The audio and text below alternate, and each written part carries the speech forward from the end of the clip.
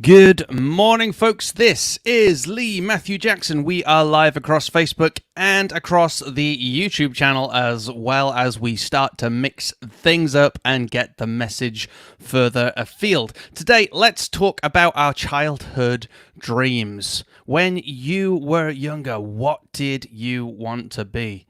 I think it's really fascinating to look back at what our dreams were when we were children and see how they've influenced us and our businesses over the years. So what I'd love to do is share with you just a few of the things I wanted to be when I was little and how I can see that inner passion from when I was a child and how that is borne out in reality through my business, through my work life, and through my hobbies. So during this broadcast, and if you're also watching the replay, can I encourage you to share with us what you wanted to be when you were a child, and perhaps how that may be relevant to what you are doing today. For many people, they may have dreamt of becoming a photographer and are now a photographer. That is awesome.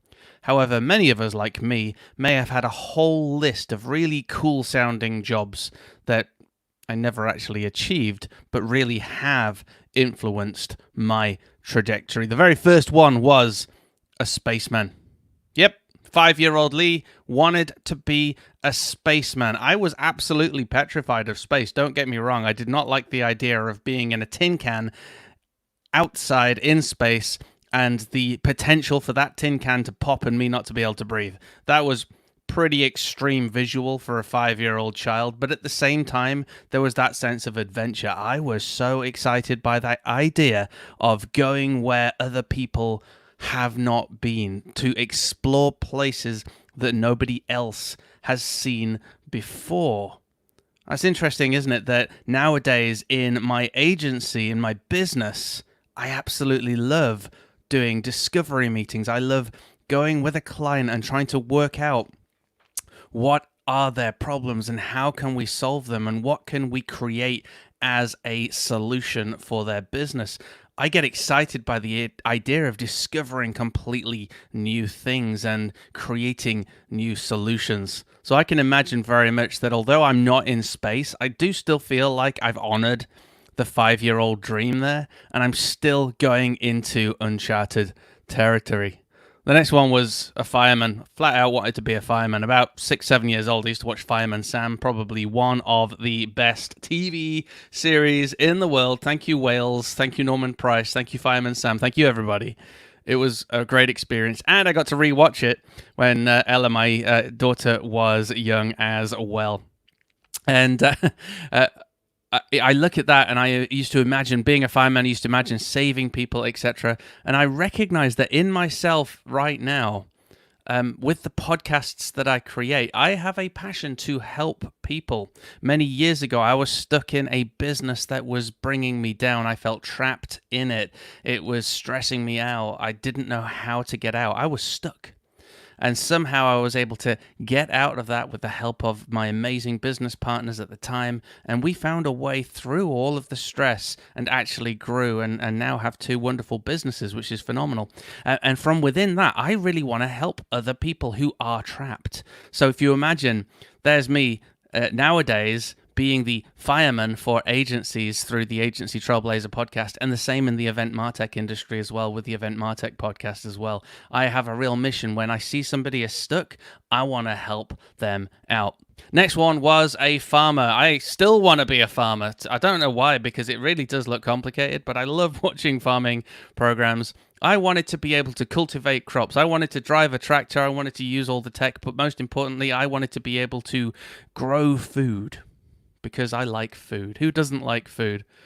And interestingly enough, when you're a farmer, it's not instant, is it? You don't plant the seed and boom, you now have a crop. You don't have a field full of crops, do you? Just instantly. It takes time. It's a process. You need to hit every single mark of the process. You need to follow a specific plan. And nowadays in my business, I am very much rooted in projects that do take time. There's no instant gratification with the projects that we work on. Some of them take weeks, some take months, some take years. And there is a very specific plan. And I have learned the patience to watch things grow and then enjoy the result. So again, interesting how even though I had all of these dreams and I felt like I've not achieved those from when I was a child, which to be honest is quite a few here, I'm still actually doing some of the output. I'm outworking the kind of the core of those dreams out. The next one was a printer. I wanted to be a printer. I wanted to have a printer company. I wanted to print brochures, all that sort of stuff. I did all the maths when I was about 12, 13 years old, and I continued to revisit the business plan. I never actually launched it, but I was always doing this little business plan as a kid on how much it would cost to buy a computer. Back then, it was the Apple Macintosh, which was the designer's computer, etc. How much it would be for litho print, all these sorts of things. And it was going to cost thousands. I had no idea where I was going to get the money from, but I used to enjoy the process, at least, of planning it. And obviously nowadays the entrepreneur is in me. I am still doing that. I am running a business. I'm not in print, but a lot of what I do is in the design industry. Next, I wanted to be a teacher. I had a really good teacher who really encouraged me, Mrs. Heimers. She was my English teacher many, many years ago, and she was just wonderful. She encouraged me. She was one of the only teachers who gave me that positivity back. She would say, "That is a good answer, Lee," or I like where you're coming from, Lee," or when I did something wrong, she would encourage me to try it again and tell me that there was potential in me. She was one of those teachers that really believed in me, and from that experience, that inspired me. I thought, oh, maybe I want to be a teacher when I'm older. And you know what? I am a teacher, not in school, but I'm a teacher right now. But I'm a teacher through 3 podcasts, through the YouTube channel, through the Facebook channels, through the blog posts that we're doing. I'm also going to be showing up today at the Client Joy Summit for agencies at 10:30 British Summer Time. I'll be one of the opening speakers there as well. So I recognize that even though I'm not a teacher at school, that passion for teaching, for helping others, absolutely has inspired and is so relevant to what I do day to day. And then finally, I wanted to be an inventor. Who didn't want to be an inventor? I wanted to create the next best thing. I wanted to create things that did not exist and make them happen. And funnily enough, I do that. I am an inventor because I'm a software developer, a programmer, and I get to create things that don't exist and make them happen on a weekly basis. And I flipping love that job. We've created software for businesses around the world who have had unique problems where there have not been solutions for them, and we've created those. So although I'm not inventing the time machine, I still am inventing / creating things that never existed to solve real world problems. Let's have a look at some of the comments. We've got a good morning from Mr. Marcus Couch. Hey, good morning, sir. How are you today? Let's also take a look at Thomas said, to be honest, I never had a dream job vision. Maybe that's the problem in the first place. Well, Tom, how about this? You're still young. What do you want to be when you're older? Let us know in the comments. Nick always wanted to be a software developer, and funnily enough, Nick, you make software. Or actually, I used to say a computer programmer. Just on that, mate, there's my original computer where I started to learn assembler. It's a 16 hertz processor, Motorola Z80 processor, that is. 1 meg of RAM, 1 meg of ROM. Yeah, it's a little beast. The operating system is 92 kilobytes in size. Can run CPM, which is a really old operating system as well. Beck wanted to be a pony. My little pony. That's made a comeback. For some reason, I'm a monster. That's cool. Robin says, due to the amount of reading indoors I did as a child, I was pretty much in lockdown at the age of 8 to 12. I'd say a writer or a journalist, pretty close to the jobs as a web editor and a content manager. Absolutely, Robin. I used to want to be an author, and I started writing a few kids' books as a child and never really got very far with them.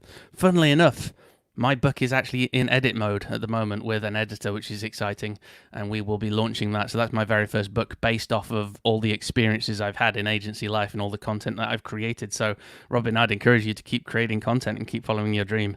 That is awesome. And we've also got a comment here from Nick. Flashy. Yeah, one meg, mate, and 16 hertz. That actually boots up faster than Windows XP. That's amazing, isn't it? It actually doesn't do very much. It does word processing. It's got a basic spreadsheet in it. It's got a GUI interface, all of that sort of stuff, and all built in assembler. Although I had a friend who created a package so that we could write in BASIC and then it would compile into assembler so that we could create programs for it. So I'm essentially a nerd. If you didn't know that, I'm a flat out nerd. Right, folks, that's it. Let us know. If you watch the replay, type in replay.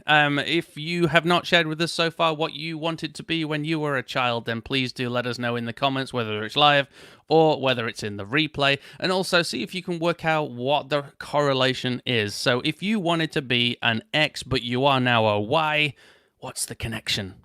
Let's have that conversation. We'll see you in tomorrow. No, we'll see you on Monday's live stream, because today I think is Friday. Cheerio, folks. Oh. Be careful. No, what was it? What was it? How was it? If we can't be good, be careful. And if you can't be careful, remember the date. Cheerio.